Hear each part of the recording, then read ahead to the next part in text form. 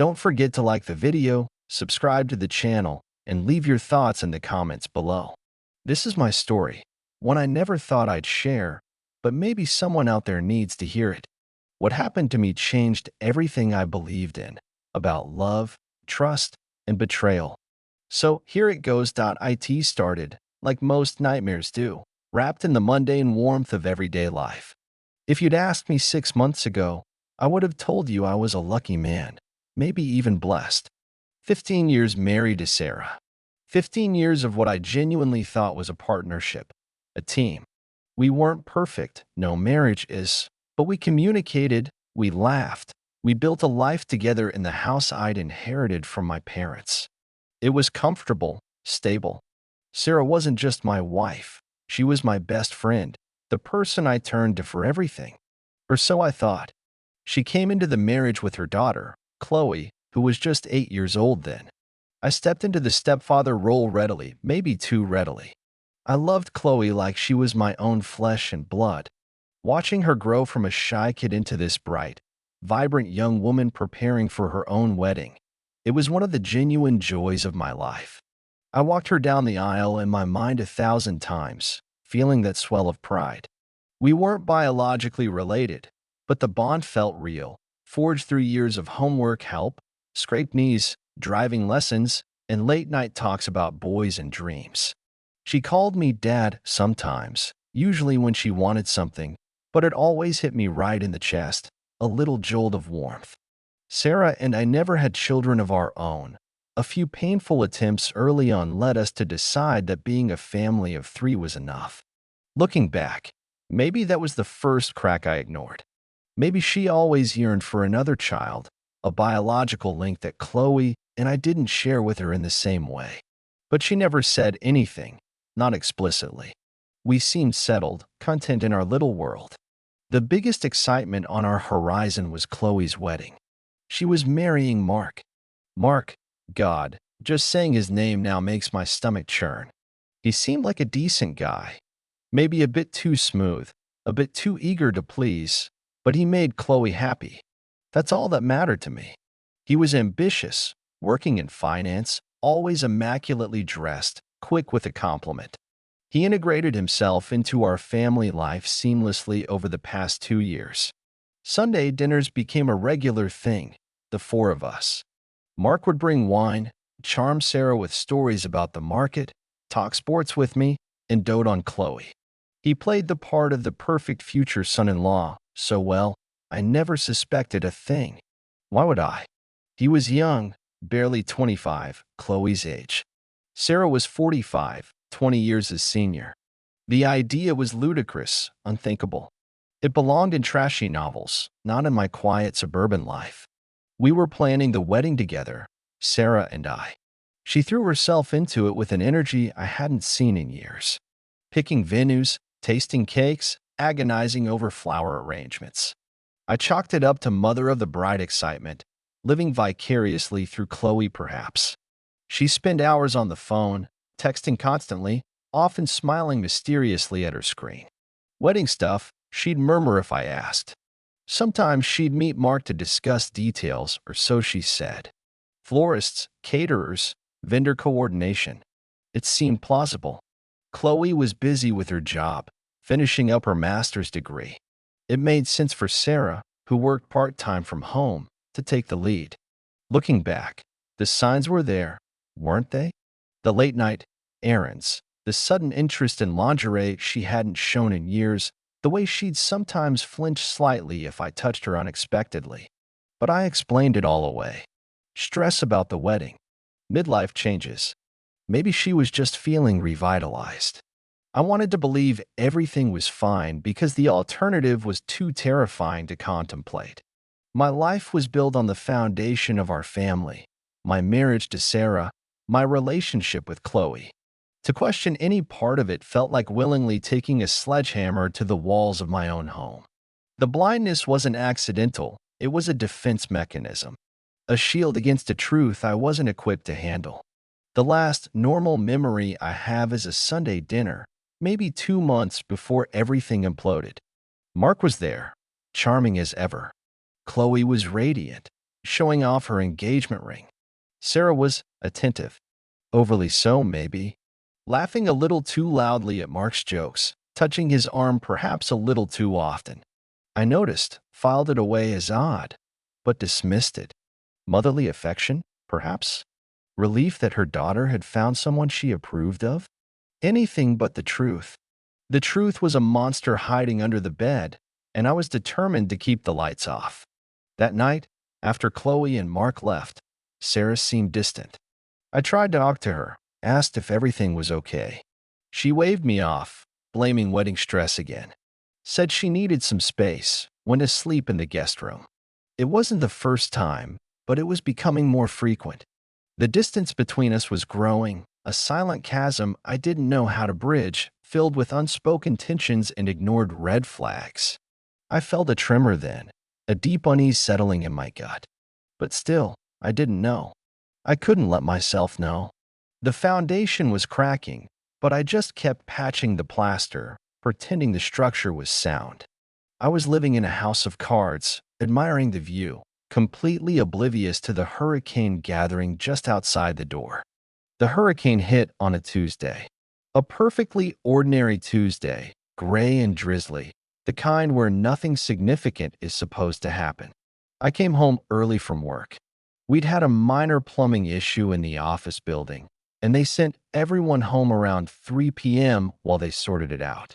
I remember thinking it was a small stroke of luck, a chance to surprise Sarah, maybe take her out for an early dinner or just relax together before the evening rush of wedding planning calls began. Our house is a split level, and the master bedroom is on the upper floor. As I pulled into the driveway, I noticed Mark's car parked down the street. Not unusual, I thought initially. Maybe he was dropping something off for Chloe or discussing wedding plans with Sarah. But why park so far away? A tiny alarm bell, muffled but persistent, started ringing in the back of my mind. I let myself in quietly, muscle memory guiding my keys into the lock. The house was silent, eerily so. No TV, no music, none of Sarah's usual puttering sounds from the kitchen. "Sarah?" I called out, my voice echoing slightly in the stillness. No answer. Maybe she was taking a nap? I dropped my briefcase by the door, kicked off my shoes. That's when I heard it. A sound from upstairs. A faint murmur, then a low laugh. Not Sarah's usual laugh. Something softer, more intimate. My heart started to pound, a heavy drumbeat against my ribs. The alarm bell was louder now. I crept up the stairs, my footsteps silenced by the runner. The door to our bedroom was slightly ajar, and through that gap, I saw them, etched into my memory forever, a scene I replay in my mind's eye during the darkest hours of the night. Sarah, my wife of 15 years, was in our bed, naked, and Mark, Chloe's fiancé, the man I was preparing to welcome into my family, was with her, also naked. They weren't talking. They weren't laughing anymore. He was leaning over her, whispering something in her ear, his hand tangled in her hair. The intimacy was sickening, palpable. The betrayal was absolute, a physical blow that knocked the wind out of me. I couldn't breathe. My vision tunneled, the edges blurring. The only thing in focus was the scene in that room, the casual destruction of everything I held dear. It felt unreal, like watching a movie, except the actors were my wife and the man who was supposed to marry my daughter, and the set was my own bedroom, our sanctuary. The air crackled with a tension I could almost taste, metallic and sour. How long did I stand there? Seconds? Minutes? An eternity? Time warped, stretched thin like melting plastic. Then, a floorboard creaked under my foot. Sarah's head snapped up. Her eyes met mine across the room. Raw panic flared in her expression, quickly followed by a deer-in-headlights paralysis. Mark whipped around, his face a mask of disbelief and then, unbelievably, annoyance, as if I was the one interrupting something sacred. That look, that flicker of irritation on his face, is something I'll never forget. It spoke volumes about his entitlement, his complete lack of remorse even in the instant of discovery. Sarah scrambled for the sheets, trying to cover herself, muttering my name. David, David, it's not what it looks like. The oldest, most pathetic cliche in the book. It wasn't what it looked like. What else could it possibly be? An innocent game of naked twister in my bed in the middle of a Tuesday afternoon? The absurdity of her words, the sheer desperation, almost made me laugh, a hysterical, broken sound that died in my throat. Mark, meanwhile, was pulling on his pants with frantic haste, avoiding my gaze. He looked like a cornered rat, eyes darting towards the door, already calculating his escape. I didn't say anything. What could I say? The words were lodged somewhere behind the crushing weight in my chest. I just stood there, frozen, taking in the wreckage. The rumpled sheets on our bed, the clothes hastily discarded on the floor, the scent of cheap cologne mixed with Sarah's perfume. Every detail was a fresh stab wound. Finally, I found my voice, though it sounded rough, unfamiliar. "Get out," I rasped, directing it at Mark. "Get out of my house. Now." He didn't need telling twice. He grabbed his shirt, shoes in hand, and practically bolted past me, not daring to look me in the eye. The coward. Sarah was crying now, sobbing hysterically, still clutching the sheet around her. "David, please, let me explain. Please." "Explain what? How long? How many times? How could you?" The questions swirled in my head, a chaotic vortex of pain and anger. But I couldn't ask them. Not yet. The shock was too profound, the betrayal too deep. I turned away from her, unable to look at her face, the face I had loved, the face that was now a symbol of deceit. I walked slowly back down the stairs, each step heavy, deliberate. The house felt contaminated, alien. My home, my sanctuary, had become a crime scene. I walked out the front door, leaving Sarah's cries behind me, and just started walking down the street in the drizzle, with no destination in mind. The ordinary Tuesday shattered into a million irreparable pieces around me. The numbness was starting to wear off, replaced by a white-hot rage and a grief so profound it felt like a physical weight pressing down on my soul. My life, as I knew it, was over. The walk didn't last long, maybe 20 minutes. The drizzle turned into a steadier rain, soaking through my shirt, but I barely noticed. The cold seeped into my bones, mirroring the ice forming around my heart. My mind was racing, replaying the scene in the bedroom, juxtaposing it with 15 years of memories that now felt tainted, fraudulent. Every shared laugh, every anniversary celebrated, every whispered, "I love you." Was any of it real? How long had this been going on? Was Mark the first? The questions were relentless, hammering away at the foundations of my reality. I ended up at a small park a few blocks away, sitting on a wet bench under a large oak tree, watching raindrops splatter on the pavement. The rage was a physical thing, a burning pressure behind my eyes, making my hands clench and unclench. I wanted to hit something, to scream, to break things. But alongside the anger was this overwhelming sense of loss, a chasm opening up inside me. The woman I loved, the life we built, the future I envisioned, all gone, vaporized in an instant of horrifying clarity. I thought about Chloe. My God, Chloe. This wasn't just about me and Sarah anymore. This betrayal struck at the heart of our daughter's happiness, her future. How could Sarah do this? How could she betray not only me but her own child in such a devastating way? The thought of Chloe finding out, of her dreams being shattered by the two people who were supposed to protect her, filled me with a different kind of anger, protective, fierce. She deserved better than this. She deserved better than Mark, the spineless snake, and better than Sarah, whose selfishness apparently knew no bounds. I had to protect Chloe. That thought became an anchor in the swirling chaos of my emotions. Eventually, the rain and the cold drove me back towards the house. I didn't want to go back, didn't want to face Sarah, but where else could I go? This was still my home, technically. As I approached, I saw her silhouette in the living room window, pacing back and forth. The sight filled me with a mixture of dread and fury. I took a deep breath, steeling myself, and walked inside.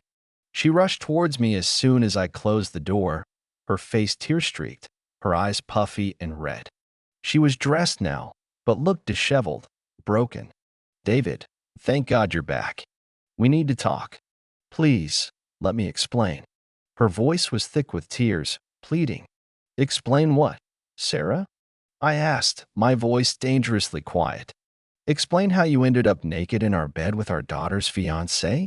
What possible explanation could there be?" She flinched as if struck. It happened, David. It wasn't planned. Mark and we got close planning the wedding, talking. He listened to me." "Listened to you?" I repeated, incredulous. "Is that what you call it? Was he listening to you upstairs?" The sarcasm dripped from my words. "It was a mistake," she sobbed. "A horrible, terrible mistake. It only happened a few times." A few times. The words hung in the air between us, heavy and poisonous. It wasn't a one-off lapse in judgment. It was a pattern, a conscious choice made repeatedly. "A few times?" I echoed, the ice in my voice cracking with suppressed rage. "How many times, Sarah? How long has this mistake been going on behind my back?" "Behind Chloe's back." She hesitated, looking away. "A couple of months," she whispered, barely audible. "A couple of months. While we were tasting wedding cakes. While we were arguing over invitation fonts. While I was naively thinking we were a team, preparing for our daughter's happy future." The betrayal deepened, twisted tighter in my gut. "Get out," I said, the words low and final. "What?" She looked stunned. "Get out, Sarah. Pack a bag and leave. I can't look at you right now." "David, no, please." "Where will I go? This is my home too. We can work through this. We have to for Chloe." "For Chloe." My voice rose, finally breaking. "You think staying together after this is good for Chloe? Finding out her mother was sleeping with her fiancé? How could you do that to her, Sarah? How could you be so unbelievably selfish?" The accusation hit home. She crumpled, sinking onto the bottom stair, burying her face in her hands, her shoulders shaking with sobs. "I don't know," she choked out. "I don't know. I messed up.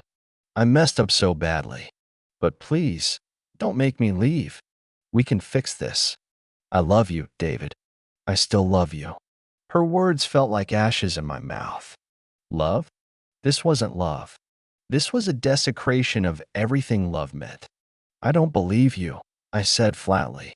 "Pack your things. Go to your sister's. Go to a hotel. I don't care. But you are not staying here tonight." There was a finality in my tone that even she couldn't argue with.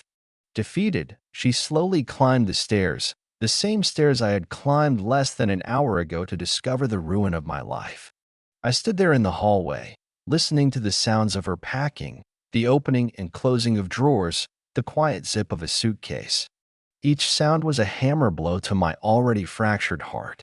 The silence that followed her departure was deafening, amplifying the emptiness of the house, the emptiness inside me. I sank onto the couch, the adrenaline fading, leaving behind a bone-deep exhaustion and an aching void where my marriage used to be. The reality was starting to sink in. Divorce. Selling the house. Dividing assets. Telling Chloe. The practicalities felt overwhelming, suffocating. But beneath the fear and the pain, a flicker of resolve began to harden. I wouldn't let her destroy me completely. I wouldn't let her destroy Chloe. That night, alone in the house that no longer felt like home, was the longest of my life. Sleep was impossible. Every time I closed my eyes, I saw them. Every creak of the house sounded like an intruder. Around 3 a.m., my phone buzzed. A text from Sarah. "David, I have something else I need to tell you. It's important. Can we talk tomorrow?" Dread coiled in my stomach. What now? What could possibly be worse? I didn't reply. The next day she called. I ignored it. Then she texted again. Please, David. It's about Mark. And me. I'm pregnant. Pregnant. The word exploded in my mind, sending shockwaves through my already shattered system. Pregnant? With his child? The timing, the implications, it was too much. And then came the follow-up text, the one that sealed her fate in my eyes, the one that showed her utter detachment from reality, her staggering audacity. It's Mark's. I know it is. But he won't step up, David. He's young, he's terrified. Chloe can never know. Please. I need you. We need you. Will you raise the baby with me? As ours. The sheer, unmitigated gall of it stole my breath. After destroying our marriage, betraying our daughter, she expected me to step in and play daddy to the product of her affair with her daughter's fiancé? The rage returned, hotter and sharper than before. This wasn't just betrayal anymore. This was manipulation of the highest order. This was insanity. My answer was forming, cold and hard in my chest. Oh, we would talk. But it wouldn't be the conversation she was hoping for. The request, no, the demand that I raise the child conceived from her affair with Mark was the final straw. It wasn't just an insult. It was a glimpse into a level of self-absorption so profound it bordered on sociopathic. Did she truly believe, even for a second, that after obliterating 15 years of marriage and devastating her own daughter's life, I would somehow step in and clean up her catastrophic mess? That I would welcome this baby, a living, breathing symbol of her betrayal, into my life and pretend it was mine? The audacity was breathtaking. It clarified things for me, burning away the fog of grief and pain, leaving behind a cold, hard resolve. There would be no reconciliation. There would be no working through this. There would only be severance, complete and absolute. And there would be consequences. Not just for her, but for Mark too. They wouldn't get away with this. They wouldn't just shatter lives and walk away unscathed while expecting me to pick up the pieces. My focus shifted. The initial shock and despair began to coalesce into a plan. It wasn't about revenge in the sense of inflicting pain for pain's sake, though God knows the temptation was there. It was about justice. It was about protecting myself financially and emotionally. It was about ensuring Chloe knew the unvarnished truth so she could escape that parasite Mark. And yes, maybe it was about ensuring Sarah and Mark faced the public and private fallout of their actions. They made their bed. They could damn well lie in it, together, without me as their safety net or their convenient scapegoat. The first step was practical. Lawyer up. I spent the next morning researching divorce attorneys, specifically looking for sharks, the kind who specialized in high-conflict divorces and infidelity cases. I found one, Brenda Riley, with a reputation for being relentless but fair. I booked a consultation for the following day. Knowing I had professional help lined up gave me a sliver of control in a situation where I felt utterly powerless. The next step was confronting Sarah about her outrageous proposal, but on my terms. I agreed to meet her, not at the house, but in a neutral, public place, a coffee shop downtown. Somewhere she couldn't make a scene or try to manipulate me with tears in the privacy of our former shared space. Seeing her across the small table was jarring. She looked pale and anxious, clutching her purse like a shield. She tried to reach for my hand, but I pulled away instinctively. Don't, I said, my voice flat. Let's just get to it. You're pregnant. She nodded, tears welling up again. Yes. About 8 weeks, I think. David, I know how this looks. How it looks. I cut her off, keeping my voice low but firm, aware of the people around us. It looks like you cheated on me for months with the man engaged to your daughter, got pregnant, and now you expect me to raise him or her. Is that about the size of it? She flinched at the bluntness. Mark is scared, she stammered. He says he'll deny it, that he can't ruin his career, his life. Chloe would be destroyed. He won't support the baby, David. I'll be alone. You made that choice, Sarah, I replied, devoid of sympathy. You and Mark made that choice together, repeatedly. This baby is the consequence of those choices, not mine. But what am I supposed to do? She wailed softly. I can't do this alone. Please, David, think about the baby, an innocent child. I am thinking about the innocent child, I said, leaning forward slightly. And I'm thinking about Chloe, another innocent person in this mess you created. My responsibility is to myself and to Chloe, not to you, not anymore, and certainly not to the product of your affair. I paused, letting the words sink in. Let me be crystal clear. I will not raise this child. I will not pretend it's mine. I will not be your safety net. You and Mark need to figure this out. That's your problem, not mine. She stared at me, aghast. You can't be serious. After all these years. After all these years, you threw it all away. I finished for her. For him. For whatever cheap thrill you got from sneaking around behind my back and Chloe's back. So no, I'm not serious. I'm deadly serious. We're done, Sarah. I'm filing for divorce. The word divorce hung between us.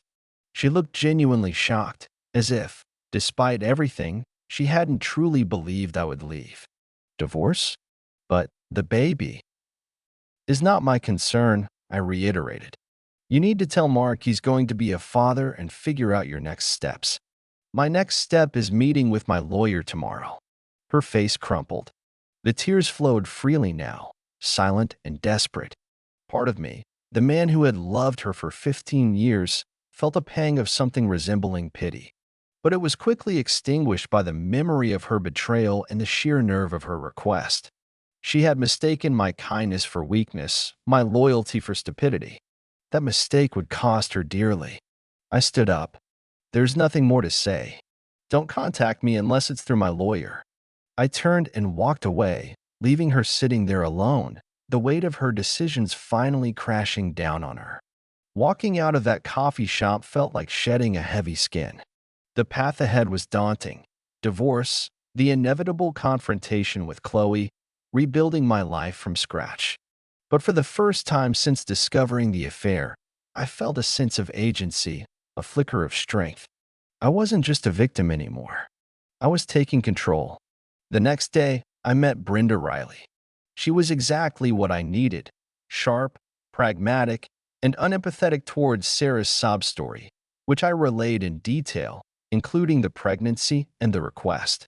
Brenda laid out the legal realities. The infidelity would likely play a role in the asset division, especially if I could prove marital funds were spent on the affair. The pregnancy, while emotionally devastating, wasn't legally my responsibility. We discussed strategy, protecting my assets, especially the house I inherited, gathering evidence, phone records, bank statements, anything that could substantiate the timeline and nature of the affair. And most importantly, figuring out how and when to tell Chloe. Brenda advised caution, suggesting we wait until we had a clearer picture of the divorce proceedings before dropping the bomb on her. But I knew I couldn't wait too long. Chloe deserved the truth, however painful. That evening, I started digging. Sarah had always been careless with her phone, her laptop. It didn't take long to find confirmation, though I hardly needed it. Texts between her and Mark, sickeningly sweet, filled with cheap motel rendezvous details, complaints about me, complaints about Chloe distracting Mark from Sarah. Dates, times, locations. Evidence of money transfers from Sarah to Mark, helping him out, apparently. It painted a picture even uglier than I had imagined. This wasn't just a fling. It was a calculated deception, woven into the fabric of our daily lives for months. Seeing the messages, the casual way they discussed deceiving me and Chloe, solidified my resolve. There would be no mercy. They had forfeited any right to it. My plan wasn't just about legal battles anymore. It was about exposure. Chloe needed to know who Mark really was before she married him. And perhaps, the world needed to see them both for what they were. The pieces were starting to fall into place. The path ahead was dark, but I finally had a map. The hardest part, the step I dreaded most, was telling Chloe. How do you tell your daughter, the young woman you've loved and protected like your own, that her mother has been sleeping with her fiancé and is now pregnant with his child. There's no gentle way to deliver news like that. It's a grenade, and your only job is to pull the pin and watch the devastation unfold, hoping she survives the blast. Brenda, my lawyer, had advised waiting, letting the legal process start first, but my gut screamed otherwise. Chloe was still planning her wedding, blissfully unaware, pouring her heart, time, and money into a future built on lies. Every day that passed felt like I was complicit in the deception. She deserved to know immediately, to have the agency to make her own decisions based on the truth, however ugly. I decided to do it face to face, not over the phone or text. I asked her to meet me for dinner, choosing a quiet restaurant, a place where we could talk without too many prying ears. She arrived beaming, full of wedding updates, the final dress fitting, the seating chart dilemmas. Seeing her so happy, so oblivious, twisted the knife in my gut. It felt like leading a lamb to slaughter. We ordered, made small talk, but the weight of what I had to say pressed down on me, making it hard to breathe, hard to swallow. Finally, after the waiter cleared our main courses, I knew I couldn't put it off any longer. Chloe, I started, my voice thick with emotion. There's something I need to tell you. Something incredibly difficult. Her smile faltered, replaced by a look of concern. What is it, Dad? You look pale. Is everything okay? I took a deep breath. It's about Mark. And your mom. I saw confusion flicker in her eyes. What about them? And then, I told her. Everything. The discovery. The affair. The months of deception. I laid it all out, trying to keep my voice steady, trying to shield her from the rawest edges of my own pain and anger, but knowing it was impossible. I watched her face crumble as the reality of my words sank in. Disbelief warred with dawning horror. Her skin went ashen. No, she whispered, shaking her head slowly. No, that's not possible. Mark wouldn't. Mom wouldn't.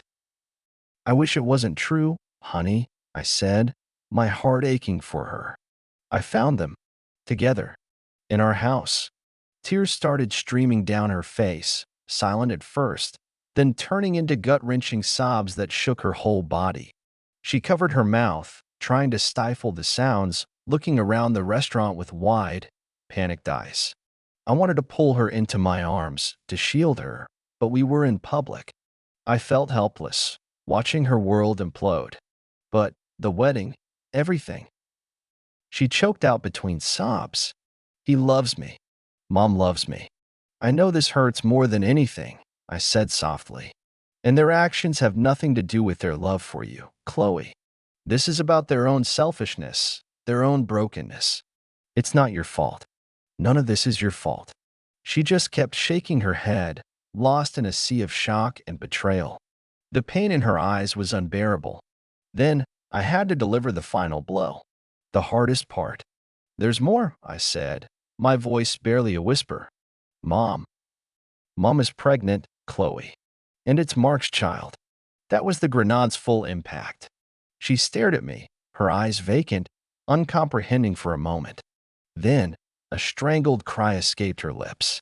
She pushed her chair back violently, stood up, and stumbled towards the restrooms, sobbing uncontrollably. I followed her, paid the bill quickly, and waited outside the restroom door, giving her space but letting her know I was there. Minutes passed. When she finally emerged, her eyes were red and swollen, her face blotchy, but a new hardness had settled in her expression. The shock was giving way to anger. Take me home, Dad, she said, her voice trembling but firm. Not to Mom's. To my apartment. The drive was silent, punctuated only by her quiet sniffles. When we got to her place, she turned to me before getting out of the car. Thank you for telling me, she said, her voice raw. I need some time to process this. Alone. I nodded, understanding her need for space. I'm here, Chloe. Whenever you need me. Call me anytime, day or night. She gave me a shaky hug and went inside. Leaving her there, Knowing the depth of her pain was one of the hardest things I've ever done. But I knew she needed to face this in her own way. The next few days were a blur of legal calls and stark reality. Brenda filed the divorce papers, citing adultery. We started the process of financial disclosure. Sarah, predictably, tried to fight it, initially through tearful phone calls, which I directed to Brenda, then through her own hastily hired lawyer, who tried to paint her as a victim. It was pathetic. Meanwhile, Chloe went completely dark. She didn't answer calls or texts from me, Sarah, or Mark. I respected her need for space, but worry gnawed at me constantly. Mark, apparently, was also in panic mode. He tried contacting Chloe incessantly, showing up at her apartment, only to be turned away by her roommate. He even had the gall to call me, trying to spin some ridiculous story about Sarah manipulating him, playing the victim. I hung up on him. Then came Chloe's move. About a week after our dinner, she sent a mass email to everyone who had been invited to the wedding. The subject line was simple: wedding cancellation. The body of the email was brief, brutal, and utterly devastating in its clarity. Dear friends and family, it read, it is with deep regret that I must announce the cancellation of my wedding to Mark, last name. This decision comes after the discovery of an affair between Mark and my mother, Sarah, last name. Furthermore, my mother is currently pregnant with Mark's child. I apologize for any inconvenience this cancellation causes. I appreciate your understanding and request privacy during this incredibly difficult time. Sincerely, Chloe. She sent it, just like that, to hundreds of people: family, friends, colleagues, Sarah's social circle, Mark's colleagues and bosses. She dropped the bomb publicly, scorched earth style. It was an act of sheer, cold fury and self-preservation. She took control of the narrative, exposing them both before they could spin their own versions. The fallout was immediate and spectacular. Phones started ringing off the hook. Mine, Sarah's, presumably Chloe's, which remained off. Social media exploded within their circles. Mark, whose career relied heavily on networking and maintaining a pristine image, was instantly radioactive. Friends and family were horrified, disgusted. Sarah became a pariah overnight. It was brutal, yes, but it was also necessary. Chloe had refused to be a silent victim. She refused to let them hide. She took the grenade I handed her and detonated it right in the center of their carefully constructed lies. It wasn't my plan, but watching it unfold, I felt a grim sense of satisfaction. This wasn't petty revenge. This was consequence. This was the truth, raw and unfiltered, hitting them with the force of a tidal wave. Chloe had drawn her line, and in doing so, she'd inadvertently executed the most effective form of justice imaginable. The email detonated with the force Chloe intended. The shockwaves ripped through our families, social circles, and even Mark's professional life. Phones blew up. People who hadn't spoken in years were suddenly calling, texting, emailing, expressing disbelief, sympathy for Chloe and me, and utter disgust towards Sarah and Mark. The judgment was swift and merciless. Sarah, who had always cared deeply about appearances and social standing, found herself utterly isolated. Friends she'd known for decades stopped returning her calls. Family members expressed their shame and disappointment. She was ostracized, her carefully curated world crumbling around her. There were tearful, pleading voicemails left on my phone, begging me to make Chloe retract the email, to somehow fix the unfixable. I didn't respond. This was the reality she had created. Mark's situation was, if anything, even more catastrophic.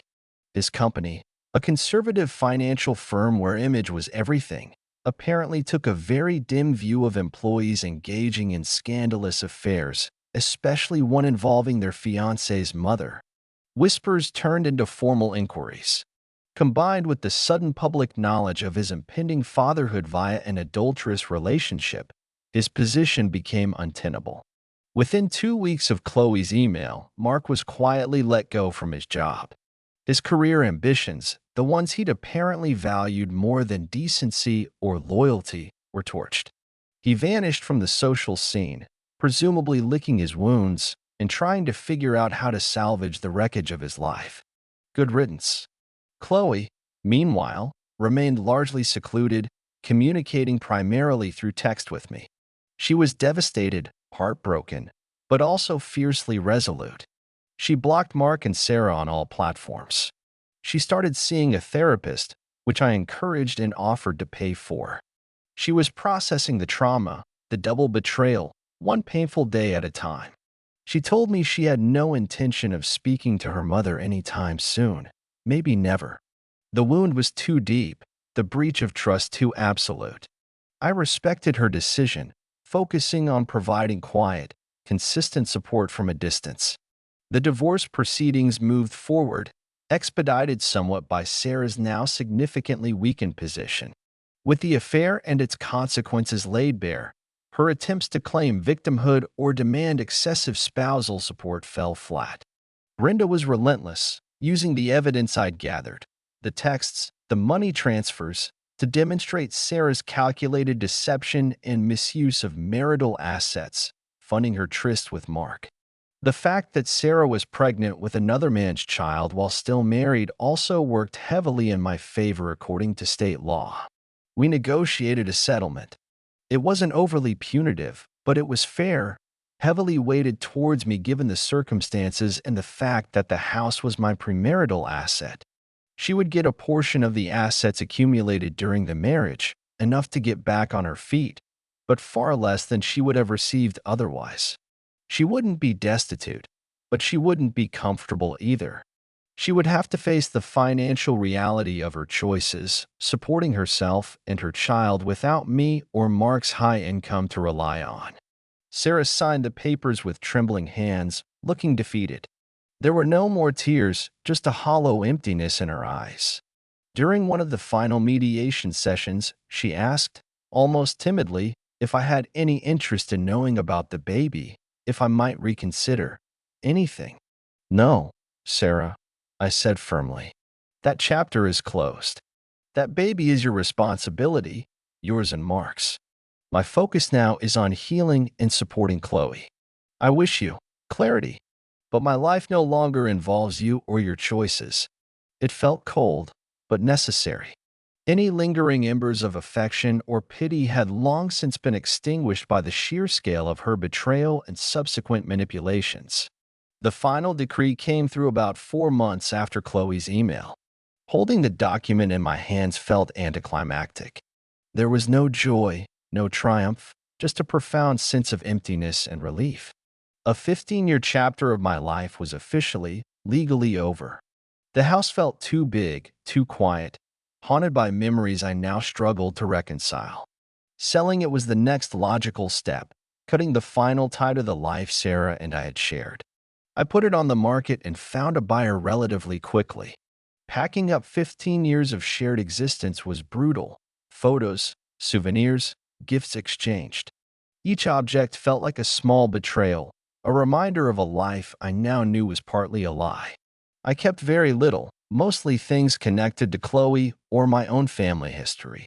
The rest was donated or discarded. I found a smaller apartment across town, a fresh start in a place with no ghosts. What happened to Sarah and Mark?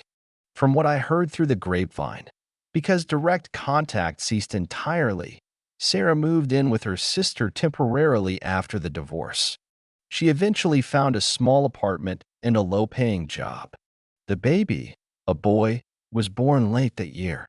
Mark, after losing his job, apparently moved back in with his parents in another state. Rumor had it he denied paternity initially, forcing Sarah to pursue legal action for child support.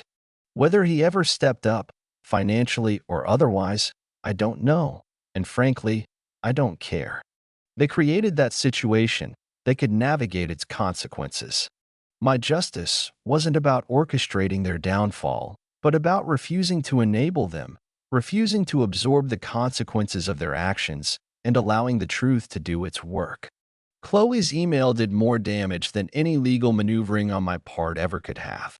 They were exposed, judged by their peers, and forced to reckon with the fallout. It was a harsh outcome, but one they earned entirely through their own choices. My satisfaction came not from their misery, but from my own liberation and Chloe's courageous stand. Life after the explosion settled into a new, quieter rhythm. Selling the house and moving into the apartment felt like closing a heavy, painful book. It wasn't easy. There were nights the silence was deafening, nights when the phantom limb of my marriage ached with remembered warmth, quickly followed by the searing pain of betrayal. Grief is a strange beast. It doesn't follow a linear path. Some days felt almost normal, productive, even hopeful. Others were filled with a crushing weight, a sense of loss so profound it felt physical. Learning to be alone again after 15 years was a challenge. Learning to trust again? That felt like scaling Everest in flip-flops. The divorce itself provided a clean legal break, but the emotional untangling was a much longer, messier process. I threw myself into work, into reconnecting with old friends I'd neglected, into hobbies I'd let slide. Slowly, incrementally, I started rebuilding. I focused on myself, something I realized I hadn't done much during the marriage. I started exercising more, eating better, reading books that weren't related to Sarah's interests. It was a rediscovery of self, albeit one forced by traumatic circumstances. My relationship with Chloe became the cornerstone of my new life. After her initial period of withdrawal, she slowly let me back in. Our bond, already strong, deepened, forged anew in the shared trauma. We didn't dwell on the betrayal constantly, but we didn't ignore it either. We talked honestly, openly. I saw her navigate her pain with incredible strength and resilience, though the scars remained. She continued therapy, finished her master's degree with honors, and threw herself into her career.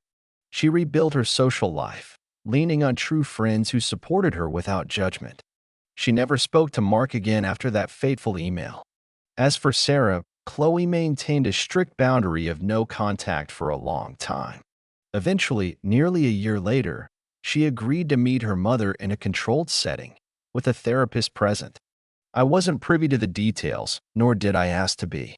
That was Chloe's journey, her decision on whether forgiveness or reconciliation was possible or even desirable. From what little Chloe shared, the relationship remained deeply fractured, polite but distant. The trust was gone, perhaps irrevocably. The existence of her half-brother, the child born of the affair, was a constant, painful reminder that Chloe chose to keep at arm's length. She acknowledged his existence but expressed no desire to be involved in his life, a decision I fully supported. It wasn't the child's fault, but he was a symbol of a betrayal too deep to easily overcome. And me? I haven't seen Sarah since the final mediation. I hear snippets about her life occasionally through mutual acquaintances or Chloe, usually related to her struggles as a single mother with limited support. I feel no anger anymore, just a profound sense of detachment, like watching a stranger's life unfold from a great distance. The love I felt for her died that Tuesday afternoon, replaced by the harsh reality of her actions. The request to raise her and Mark's child remains, in my mind, the ultimate symbol of her disconnect from reality, her profound selfishness. It serves as a stark reminder of why walking away, enforcing boundaries, and allowing consequences to unfold was the only sane path forward. Do I regret anything? I regret not seeing the signs sooner, perhaps. I regret the pain inflicted on Chloe, but I don't regret leaving. I don't regret prioritizing my own sanity and well-being. I don't regret letting the truth come out. Sometimes, the only way to survive a fire is to let it burn what needs to be burned, and then rebuild from the ashes. It's been almost 2 years now. Life isn't perfect. There are still moments of sadness, flashes of anger. Trusting new people, especially in romantic contexts, feels incredibly difficult. But I'm healing. I'm finding my footing. I have my relationship with Chloe, stronger than ever. I have my self-respect. I survived something I never thought I could. The experience taught me brutal lessons about love, trust, and the hidden depths of human behavior. It showed me that the foundations we build our lives on can crumble without warning. But it also showed me my own resilience, my own capacity to endure and rebuild. The justice wasn't about revenge plots. It was simply about refusing to participate in their lies any longer, refusing to cushion their fall. The truth and their own actions were consequence enough. Looking back, I realize I lost a part of myself, but I also found something stronger. If you've ever been betrayed, know this: you're not alone, and healing is possible. Thank you for listening to my story. Don't forget to like, comment, and subscribe for more real stories like this one. Until next time, take care of yourself.